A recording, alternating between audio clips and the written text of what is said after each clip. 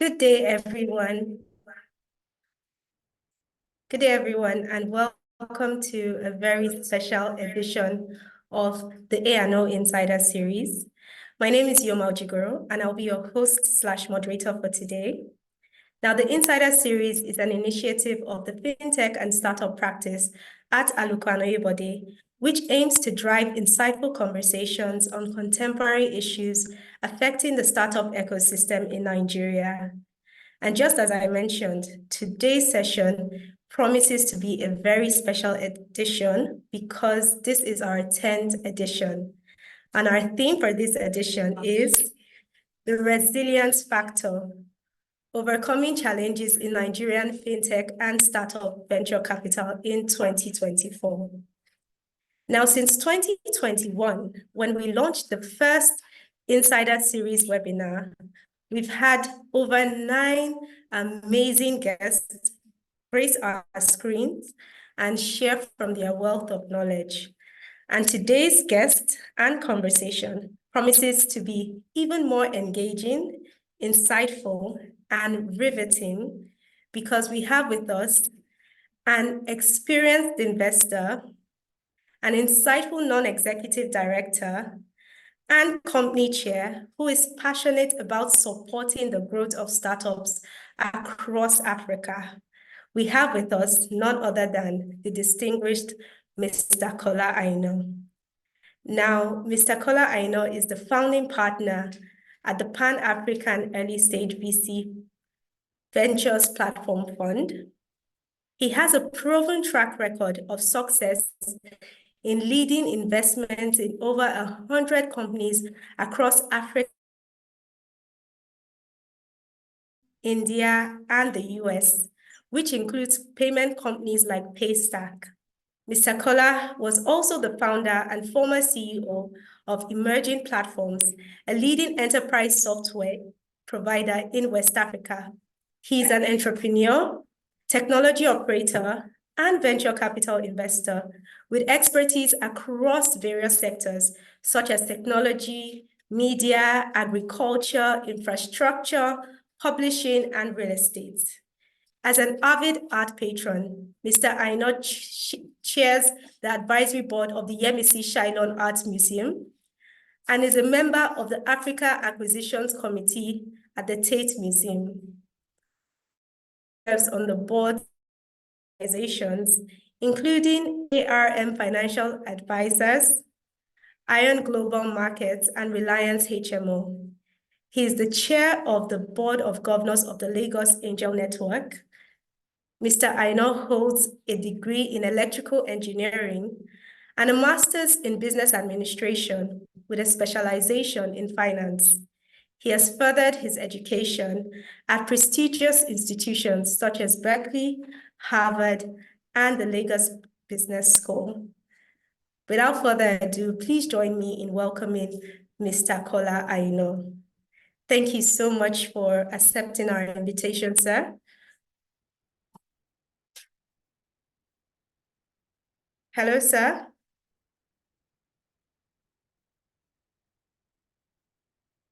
Okay, so it seems he may be experiencing some issues with his network, so we'll just give a few minutes for him to join.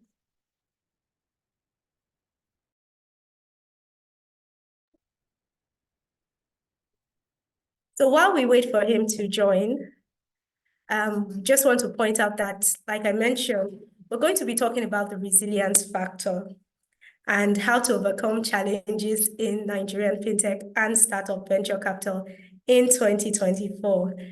And this is going to be a very interesting conversation. If you are an investor, if you have a startup, if you plan to have a startup in the future, this is the webinar for you. So, Mr. Aina, are you on now? Yeah, it looks like I'm on, but my video, I can't turn on my videos. If you let me turn on my video, that'll be great. Okay.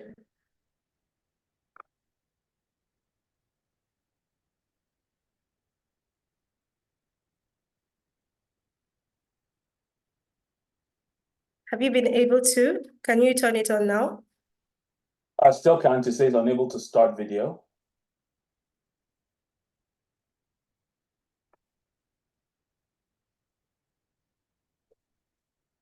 While we wait for that, delighted to be here, and I'm looking forward to the chat as soon as we can get the video to turn on.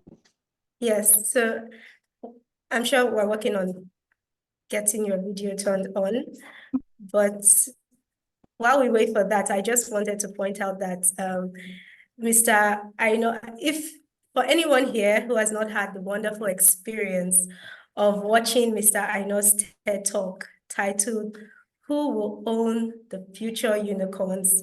please do so after the webinar, because it is, oh, we can, Good to be here. yes, thank you.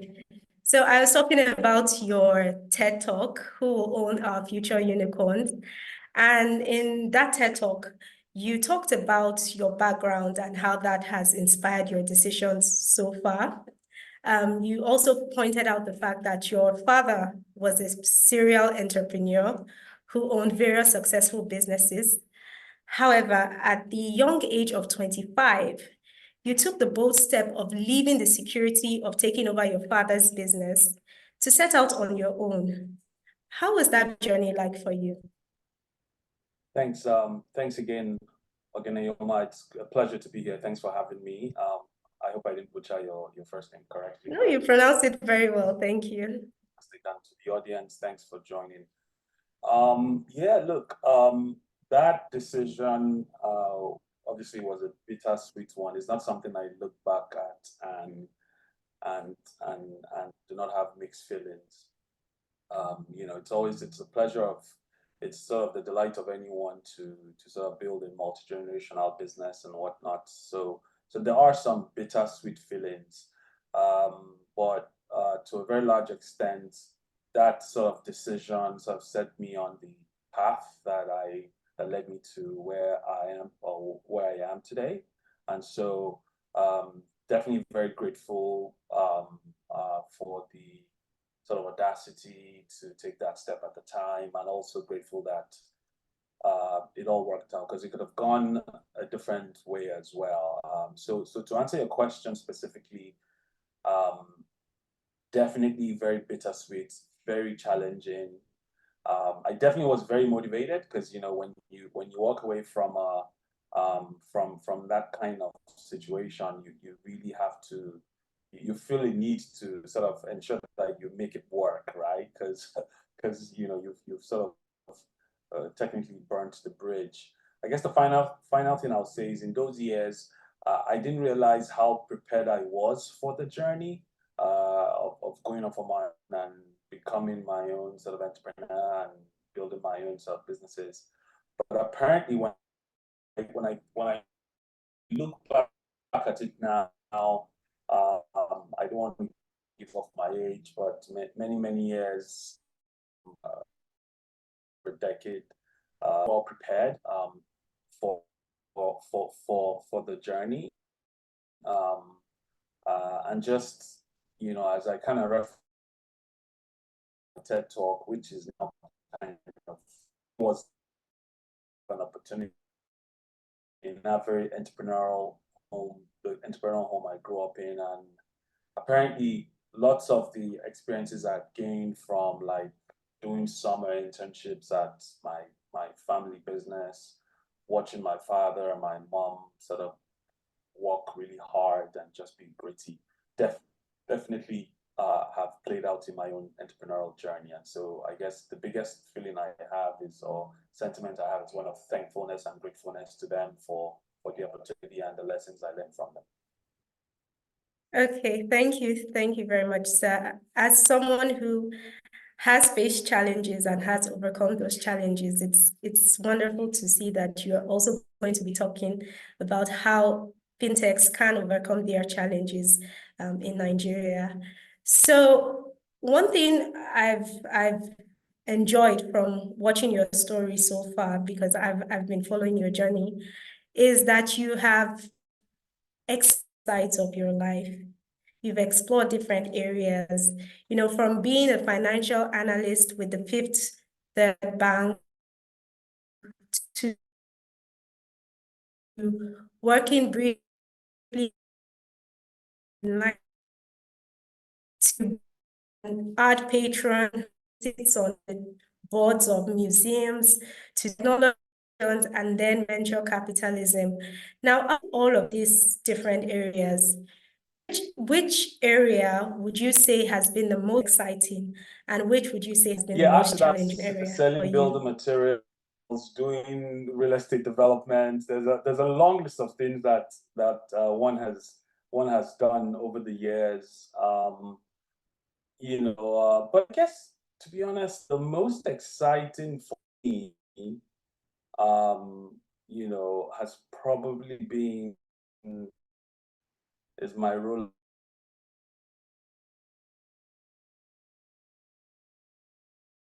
Think about the world. If they choose to join the same line of business, great. But more so because I think kids are never too young to learn how to be gritty and entrepreneurial. I guess so that's been exciting. I mean, but if I was to answer your question in terms of my professional career, when I left my family business, I had a period where I was trying to figure out what I would do with my life, and after that, I settled on technology, and the company I founded as an outcome of that is a company called Emerging Platforms. And, that was sort of my foray into technology. And, the early years were very difficult because we started, we were a startup in the truest form. We couldn't, however, there was no venture capital at the time, so we bootstrapped that company. And as I reflect on the the impact we were able to make across different sectors from education. I mean, we built one of the first edtech platforms before edtech was a thing, served hundreds of thousands of students. We built stuff. I mean, the first end user certificate management system for in Nigeria, we built that, and many other sort of platforms that have been very impactful. That for me is something of pride, and something that I definitely lean on as I sort of invest in companies now, because that afforded me an opportunity to sort of build relationships across different segments of our economy, across with regulators, with execs in banking and telco and whatnot. So that definitely was an enriching experience. Obviously, I did that for about a decade without any distractions before I started before venture capital kind of wooed me away, and I became a full-time investor. So that probably is the most exciting thing I've probably, the most exciting part of all the things I've done professionally. But that definitely doesn't top being an active father and taking care of and helping, working with my wife, raising our kids. Yeah. Okay, thank you very much, sir. I think one thing you said is, in being a parent and parenting your kids, is realizing that children are different. And I think that knowledge is also very crucial with business, because businesses are also different. So you need to know how to channel your unique knowledge of that business when you're trying to achieve something. So we've talked a bit about your background, but it's time to go into the core of our discussion today, which is the venture capital space in Nigeria. But I just want to remind everyone that if you have any questions, please feel free to leave your questions in the Q&A box that is just below your screen, and we'll attend to it after this session. So, sir, you have described yourself as a builder whose mansions are in the forms of people and their ideas. Now, when building a platform to invest in people and opportunities, what are the crucial factors you consider before choosing to invest in a startup? Yeah, I get this question a lot, and I guess the answer is really pretty simple, right? At its core, because I'm an early stage investor and Ventures Platform is an early stage fund, we spend an incredible amount of time trying to get to know the founder First, their quality as a human, their a sense of their integrity and their character, because venture capital is a trust-based system, right? So when we invest in a company, we're not necessarily, we may take a board seat, but we're not taking an executive role. We're not like looking at the bank statements every other day to find out how they're spending money. And so I think the most important thing we try to get a sense of is the quality of the human, the quality of the person driving a business. And that's even more so because at the stage at which we invest, we're investing in an individual and their vision. But I guess to add a bit of nuance to that, because we invest in a very particular kind of innovation that we call market creating innovation. And if you're interested in the topic and you do some reading, you'll find that MCIs require lots of backward integration and require lots of enablers to be built, because you're typically building MCIs in markets where there are infrastructural gaps and deficits. And so the implication of that is the entrepreneurs that will build MCIs successfully require certain social capital that they can utilize to crowd in everything they need beyond capital. So from regulatory support to partnerships with potential legacy organizations to relationships that can help facilitate certain commercial agreements. And so we're really looking to make a judgment on the quality of the founding team and their ability to crowd in everything that's needed to build a complex innovation system. And that's not always straightforward, right? In markets like ours that are overregulated, that are filled with legacy companies. I think once we establish that we have a founding team that has all of those elements, we're then very interested in the size of the market and the direction of travel of that market. Is this a growing market or shrinking market? And that's really important because while small is cute, scale is critical, especially since we have to return the capital that we are investing. People don't invest in us just because they like Kola or they like Dotun or they like our logo. They invest in us because they invest with us because they expect that we deliver a return on their investment. So our ultimate customer is the acquirer or whoever buys us out and gives us money to return capital. And so it's really important that we're investing in large businesses with sizable markets. And then maybe the third bit, obviously we look at the product, we look at go-to-market, we look at traction and all of those. But maybe the third thing that has a bit of nuance to it is we also then say, do the enablers this business requires, do they exist today? And are there tailwinds that can facilitate the uplifts that this business needs? And those tailwinds can very much be regulatory, they can be the existence of some other kind of business. So an example would be that, when we invested in PiggyVest, for instance, that investment made a lot of sense because you had a layer built by the likes of Paystack and Flutterwave. And so it meant that PiggyVest could easily do what they do today in the sense that they had the payment rails to do that effectively, right? And so Paystack was a tailwind for PiggyVest. In other words, you won't have PiggyVest at the scale that it is today if you didn't have Paystack exist before. So we kind of think about these things in a sequential manner. And again, to wrap up, really an in-depth look at the quality and fit, the founder solution fit, the size and direction of travel of the market, and then finally enablers and tailwinds that the business requires to scale. Thank you very much, sir.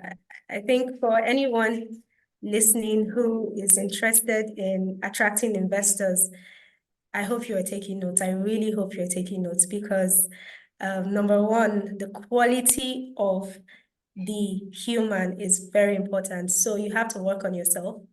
You can't just sit down and come up with a great idea and expect that people are going to invest in you without you also taking the time to invest in yourself and the knowledge that you have in that field.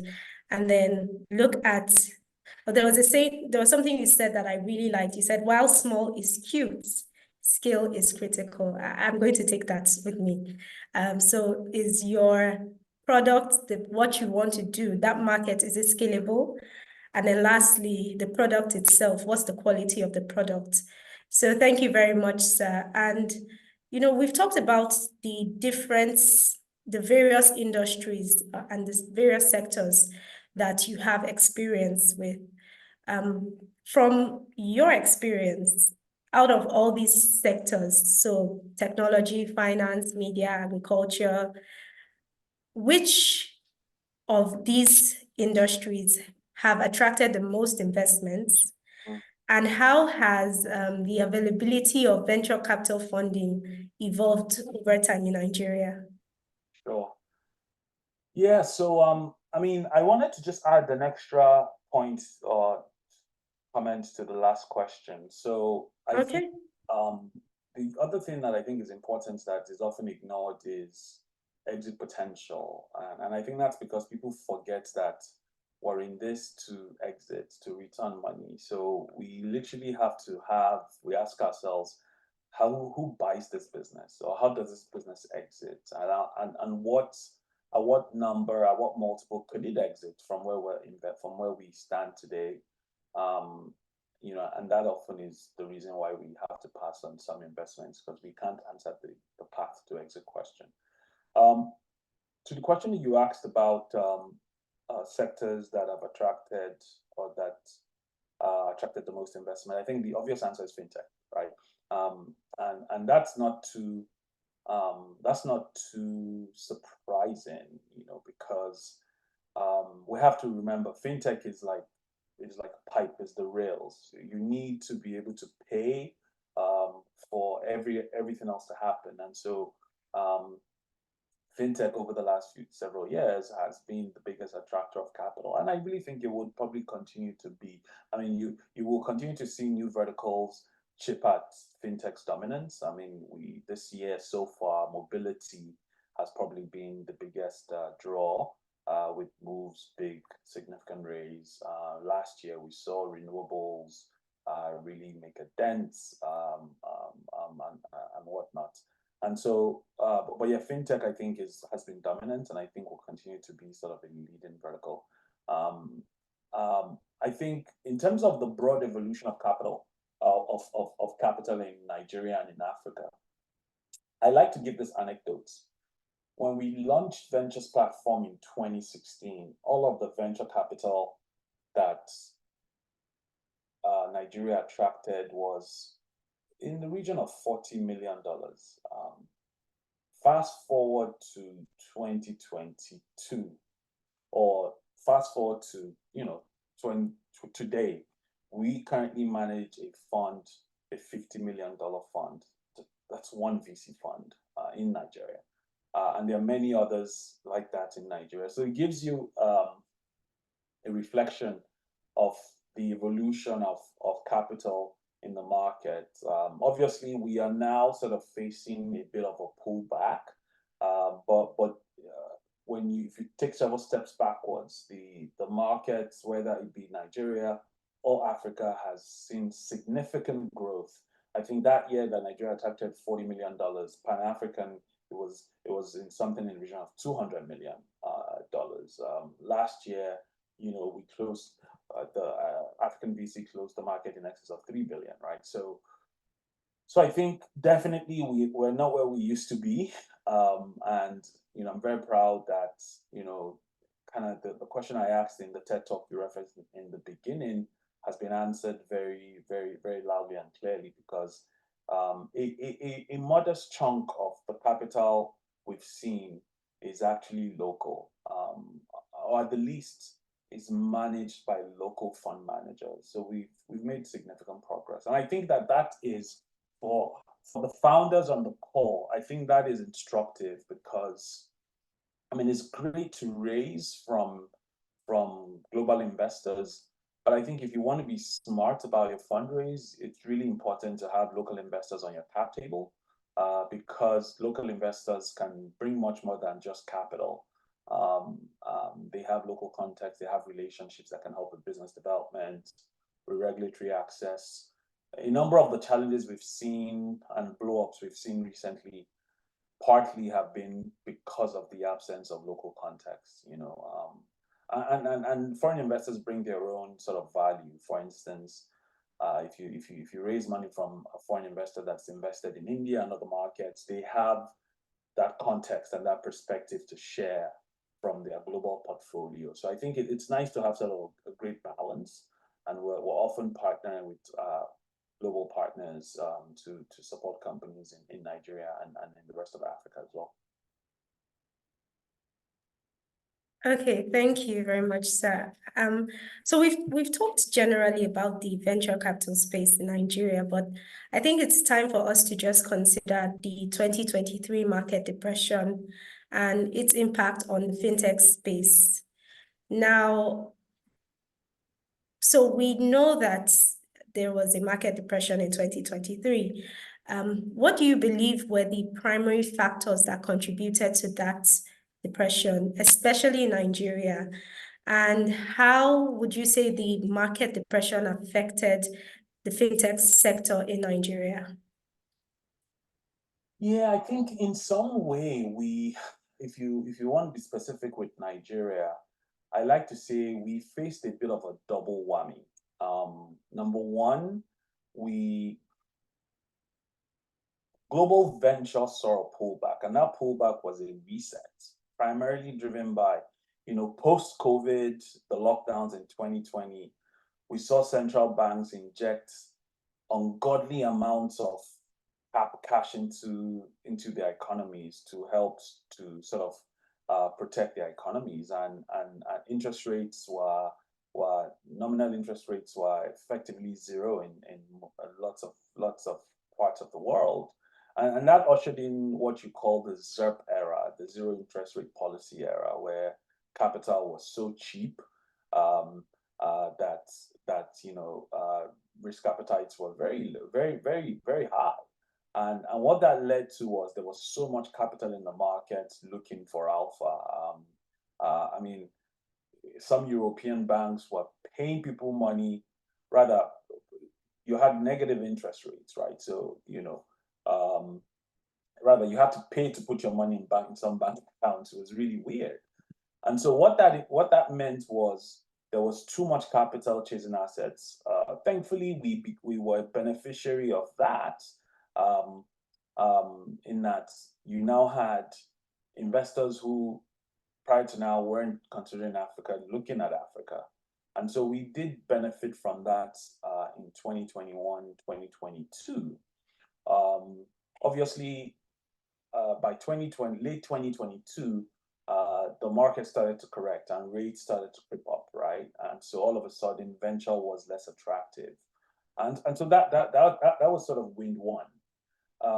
Wind two, and unfortunately for us, is, and kind of related to it as well, is around the same time Nigeria started to we had our FX issues, right? Which kind of came to a head when the new administration decided to sort of disband the policy of the former administration with multiple FX rates and whatnot, and essentially looking to liberalize the FX regime, which basically meant that you had instability in the FX rates, and you had rapid and intense devaluation in our local currency. Those two factors combined meant that, one, there was less venture capital globally, but also Nigeria became less attractive because even where capital was investing in Africa, we saw much of that capital go to some of the more stable markets. Francophone Africa was a great beneficiary. We, even at Ventures Platform, obviously we've always had Pan-African ambitions, but last year really saw us ramp that up. We've now made our fourth investment in Senegal, a market that we're big fans of. Again, often have to remind people that we are a Pan-African fund. Obviously, we're Nigerian roots, but we're looking at Africa as the landscape of our opportunity. And so I think those two factors combined definitely meant that there was less capital definitely flowing into Nigeria. If you look at the numbers, actually, there's a bit of nuance here. 2023, there were actually more deals done in Nigeria. The deals were just at lower ticket sizes, right? So you can assume that people were doing earlier stage deals, or valuations came down significantly. And I think the founders in the room can attest to the fact that valuations definitely hit a reset. The implication of this was, the bar became higher for capital, and I think remains higher. And so lots of companies that maybe would have easily raised capital in 2020, 2021 were just not able to raise capital. It meant that you saw many companies have to raise extension rounds because they just, they needed to survive. But I think the biggest sort of impact that we are seeing, and that is a bit troubling to me, is that Series A, which used to be kind of the marker of attainment of product market fit and effectively a de-risked company. Obviously, at the early stages, you're still looking for product market fit. It's still very risky, and there's no guarantees that the company's out of the woods. Series A used to be the marker of that. Unfortunately, there seems to be a lack of consensus on what is adequate Series A metrics today. And that is troubling, right? And problematic, because it means that the valley of death has effectively kind of moved to that Series A level, where even companies that are posting solid MRR and ARR are just not able to attract Series A. And so I think the market is really struggling to arrive at a new consensus for what qualifies as adequate Series A metrics. And I think that's something that the market still has to arrive at a consensus on as of today. This is one of the remnants of this pullback from 2023 and this reset. Okay, thank you very much, sir. I think we're just going to ease into some of what you said, which is basically how policies can affect how we operate in the market and what happens with investments. So, but before we go into that, I just wanted to remind everyone, if you have a question, please leave your questions in the Q&A box or in the chat, and we'll attend to it once we're done with this session. So we talked about, policies and how they can affect the market. And despite regulatory constraints, we've seen fintech companies rise despite market volatility. So, for example, which you had hinted to, for example, when we had the Naira redesign, as well as the subsequent Naira scarcity, we saw at least two fintechs rise to the occasion and, become very notable because of all the issues that were happening and how they were able to quickly address those issues. Now, based on that, what lessons do you think that fintechs can learn when overcoming difficult economic cycles? That is a great point. I think what you're referring to is what we saw in Q1 last year, and a number of our portfolio companies were beneficiaries of that sort of policy. Again, that's a perfect example of a tailwind. So we were early investors in MoneyPoint, Number, and all of those companies saw incredible sort of momentum as a consequence of that policy. And I think, I think the first thing to say here is that startups are not just software. I think there's, in the early days of our ecosystem, there was this sort of wrong impression that as long as you can write code and piece front end and back end together, voila, you have a startup. I think what you're finding is there's a significant um, operating investment or effort that is required, and that speaks to the kinds of experience that are required when you're pulling this founding teams together. So one of the things that we definitely advise, if you look at all of those businesses, the founders either had experience in working in sort of legacy businesses, legacy financial services businesses, or they hired senior execs, team members that had experience core operating experience.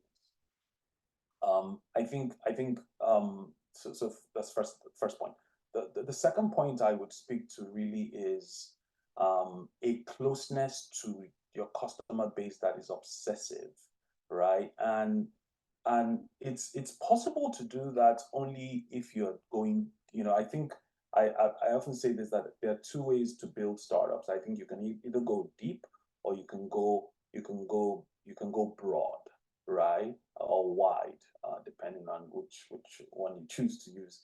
And I think the companies that go deep have an ability to be obsessively close to their customer base, because the closer you are to your customer base, the more likely you are able to understand your customers' pain points at the inflection point of all of these policy and market changes. And the more acutely you feel the pain and understand it, the more you're able to sort of build products that that are that sort of meets the customer at their pain points, you know, um, as it were.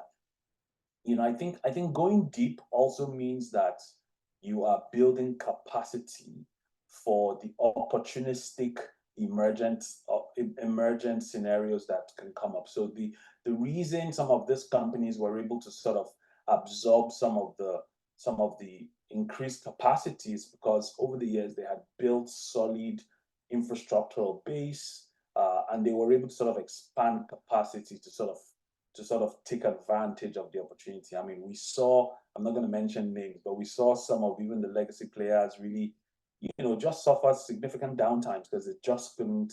And it's not a function of spend, rather, it's a function of how the scalability of what you've built, which is akin to, depth.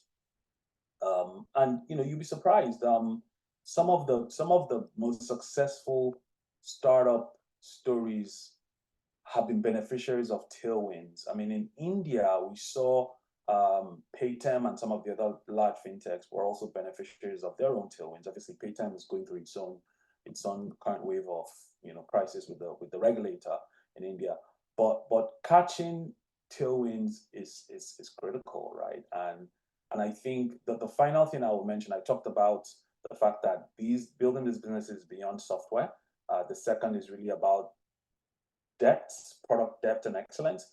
And third is staying close to the customer. I think the final thing I would say is that, the leadership team of these companies have to sort of be able to sort of compartmentalize and have a long view, right? Because a number of these tailwinds, there usually are emerging signs that you can sort of spot in the horizon, and sort of prepare to take advantage of these tailwinds. But that requires a leadership that is not only looking down, but is also able to look up and look at the horizon for what is emerging. And that speaks to, who are your advisors, who's on your advisory board, what's the quality of your investors.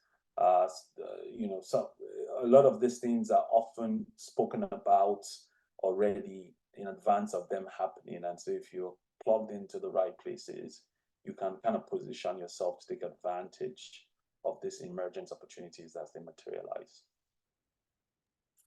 Thank you very much. I think one thing you've mentioned is that it's very important to build structures in place ahead of problems. So you don't wait until the issues happen before you start to strategize.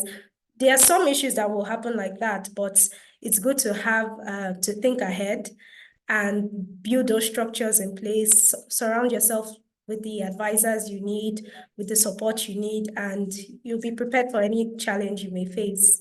Okay, so if you're just joining us, this is the A&O Insider Series, and we have with us the distinguished, our experienced investor, Mr. Kola Aina. And as I mentioned, if you have questions, please leave them in the Q&A box and we'll attend to them. So so in the past, you have emphasized the importance of the digital economy and the need for an increase in the flow of capital, in aggressive training of talent, and favorable government policies to support its growth.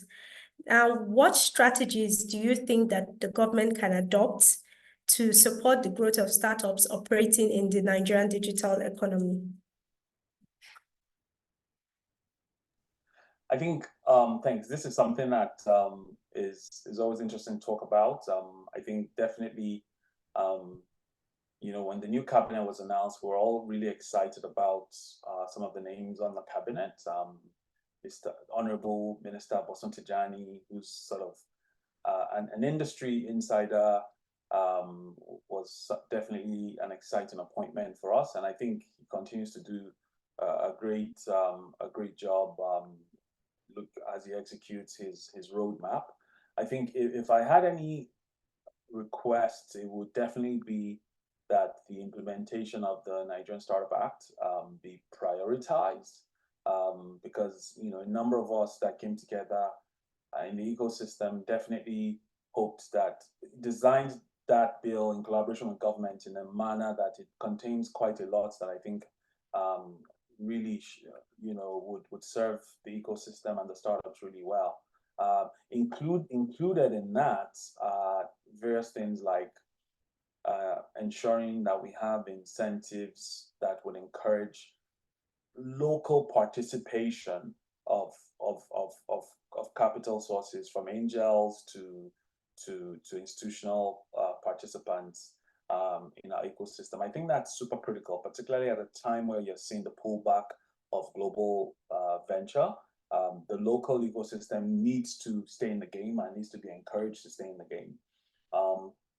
I think the next thing that the other thing that I think is also embedded in the bill and I think is critical is really a harmonization on the policy side of things. In the first quarter of this year, we had no less than 20 circulars from the central bank that I honestly think were mostly good, and I think were in the right direction, but definitely has spooked investors, particularly the foreign investors who don't quite have context and understand where we're coming from. I won't be surprised if some of that has impacted sentiments and the eagerness to invest or not. And so I think while we have to do what we have to do to sort of create the mid and long-term changes that we desire, I think ensuring that we're communicating clearly to all of the stakeholders within and without on our policy intentions, I think remains of critical importance. And some framework that helps to harmonize that, because there are various parts of our government that have policy impact on the startups and investors. I think some framework to harmonize that would definitely do us a lot of good. So look, definitely looking forward to the implementation of the act. Some steps have already been taken, but I think there's still some way to go on that. Thanks. Okay, thank you very much. And I'm sure as soon as we see the full implementation of the Act, we'll be able to enjoy the benefits of the Act. So thank you so much for that. So we've talked a lot about the past and, the depression, but now it's time to just, set aside the things of old and look towards the future. So based on your analysis, what are your predictions or insights for the Nigerian fintech sector in 2024? Well, look, if I had a crystal ball, I'll be the wealthiest person in Nigeria, especially in this industry. Um, Look, I think I definitely expect that we would continue to see increasing consolidation. I think the current market conditions have made it such that people are more open to M&A transactions, and I think this is something that we welcome. We love to see it. There are cases where companies are better together than competing, and so I expect that we would see a ramp up in M&A activity. I also expect that, and we're seeing some of our own portfolio companies, you would see an increasing number of companies look to expand beyond Nigeria, partly because, when you're earning Naira revenues, it's very difficult to show USD progress. And so I think we expect that we would see more companies look to expand to other markets, including Francophone, where you have relative stability. And I think obviously it's clear to us that the government is taking the FX regime very seriously, as they should. I also expect that you would see more sort of regulatory oversight in that space. So I think all the companies in the remittance space, have to sort of stay close to the regulator, as they continue as they've done over the last few months. So yeah, I think consolidation, expansion, and more continuous regulatory oversight, particularly in the FX remittance and cross-border payments segment. Okay, so as a follow-up to that question, and thank you for your answer, would you say, are there any emerging trends or technologies that you believe will significantly impact the fintech landscape this year? Are there trends we should look out for? Yeah, I think cyber fraud, identity fraud is definitely something of heightened concern. I think that we need to watch closely. There's lots of work and lots of investment by different stakeholders in that direction. I think you would see a very definitive. I think we need to watch closely what's happening on the digital asset and cryptocurrency space. Obviously, the Binance situation continues to be a matter of interest. I expect that we would have a definitive harmonization of the regulatory frameworks between the two main regulators to provide some clarity around what Nigeria wants to do as regards to that. AI is definitely of interest, and we're actively looking to invest in opportunities in that segment. And I think the FX cross-border remittance space would also continue to be top of mind. And so those are segments that we're also sort of looking at. I know that when you say fintech, you mean startup ecosystem. So I was speaking more broadly, not just for yes. Thanks. Thank you. Okay, so thank you very much, sir. And that brings us to the end of our session. But now we move straight into the Q&A, and we have a lot of questions. So we have a question from Glory, and she says, at an early age, you took on the challenge of investing in the African markets. Are there any unique challenges that venture capitalists face when investing in Nigerian fintech startups? I think you've mentioned a few, but yes, I'm sure Glory wants to know more. Yeah, I think just so we have enough time for more questions, I'll give one. I think probably the biggest challenge is you have to be a believer to invest in Nigeria, because at least when I started investing, and I started investing my own money from emerging platforms and my business at the time, there was no definitive sign that there will be follow-on investments. In fact, there was no definitive sign that there'll be full-on investment, talk less of exits, right? Obviously, that has become better, but the whole of Africa only attracts 1% of global venture. So you have to realize that when you're investing here, it's like a John the Baptist type of situation. And so you really have to believe, because there's no easy money here.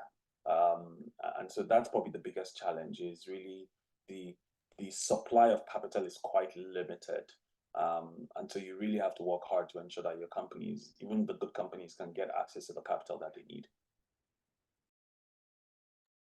Thank you very much, sir. So you have to be a believer to invest and to do this in Nigeria.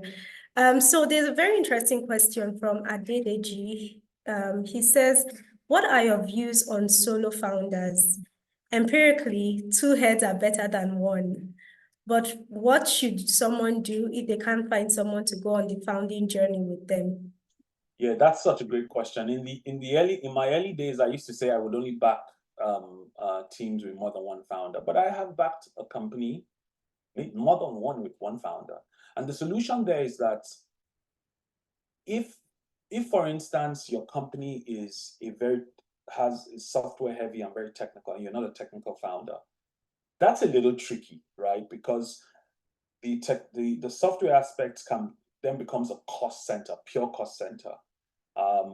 So that's a little tricky. But where you do not have, but where your company is software heavy and you're technical, you can kind of hire for the other sort of the operational aspects. I think this particularly applies, or can particularly be tricky where it's a software-led technical business, because in the early days, the first version of your product is not the final version, right? And so when you have to, I mean, the most horrible thing, the most stressful one is when you outsource the development. Please don't outsource your development. It never ends well.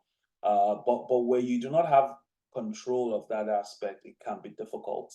But the next best thing is to make sure that you find great team members that believe in your dream, that maybe have access to your ESOP. They may not be founders, but if you can keep them motivated, and if they, that can solve the problem. And short answer is, we have invested in solo founders. We would invest in solo founders, but where there's a solo founder, we then need to answer the question: what are the complementary sort of senior team members around this person that can sort of fill the gaps? Thank you very much, sir. So we'll take 2 more questions, because still a lot, but we'll take 2 more questions.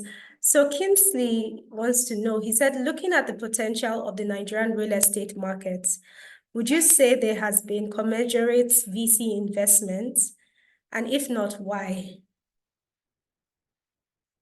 No, there hasn't. Actually, I took a pitch call this morning, and it was for a prop tech founder, and so there hasn't been commensurate investment, period, and it's a shame that there hasn't been. I think part of the reason is there needs to be a successful prop tech company, right? One company needs to sort of ring the bell, and you will see capital flood in that direction. We're definitely looking to make our first prop tech investment, but short answer, there hasn't been commensurate. Why? I think there needs to be a success story. Okay, thank you very much. And then the last question that we'll take today, which other sector, this is from Ame, which other sector outside fintech do you think investors should keep an eye out for? Ooh, there's so many sectors. I wish there was more attention in. Health tech is one important one. I think education is tricky. We have, over 50 million out of school children. The challenge has really been how to monetize that segment. I do think that there are some very interesting companies in the B2B commerce space. We're invested in one of my favorite ones called OmniBiz. I think they're doing God's work and proving that you can be profitable. So there are definitely many more segments outside of fintech, and I'd love to see more attention into some of those segments. Okay, thank you very much, sir. So at this point, we have one final thing to do before we wrap up for today. and it's a segment we call hot seat questions. Now, this is don't be scared by the name. I feel like you've already been on the hot seat since. So this is more like cool down questions.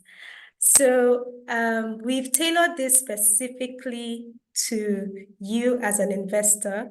So I'm going to call out some items and you're going to just let me know or let us know if you consider it an asset or a liability. So asset being that, okay. So first we have a Sky Dweller Rolex watch, asset or liability? It depends. A Sky Dweller could be an asset. I collect watches, so I would call it an asset, to be honest. Yeah. Okay. So a duplex in Parkview, asset or liability? An asset, but would I make that investment? Maybe not, but yeah, an asset for sure. Okay. A 2006 Rolls-Royce Phantom, asset or liability? A big fat liability. Wow. Oh, wow. The moment you drive it off the lot, like 20% of the value is eroded, and then yeah, it's just downhill from there. Oh, but that's a very interesting liability. If there's anyone who has the liability, you can, pass it on to. Okay, so part ownership of the LA Lakers. Huge asset. Okay. Okay, so you see, like I said, it's cool down questions and we are done. Thank you so much for your time. We had such an insightful session. When we started off, I promised everyone that it was going to be engaging, insightful, and riveting, and we fulfilled on all fronts. So I want to say a huge thank you on behalf of all of us at Aluko and Oyebode. We say thank you for accepting our invitation. Thank you for your time. And for everyone who has stayed on till this moment, to the very end, we want to say thank you so much.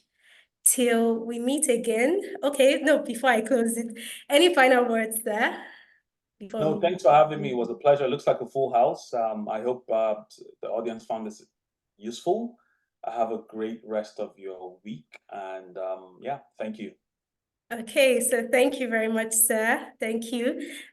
Everyone for joining. We say thank you till we have our next Insider series. It's goodbye from me, Yoma Odjighoro, or as we say in Lagos, Nigeria, Odabo.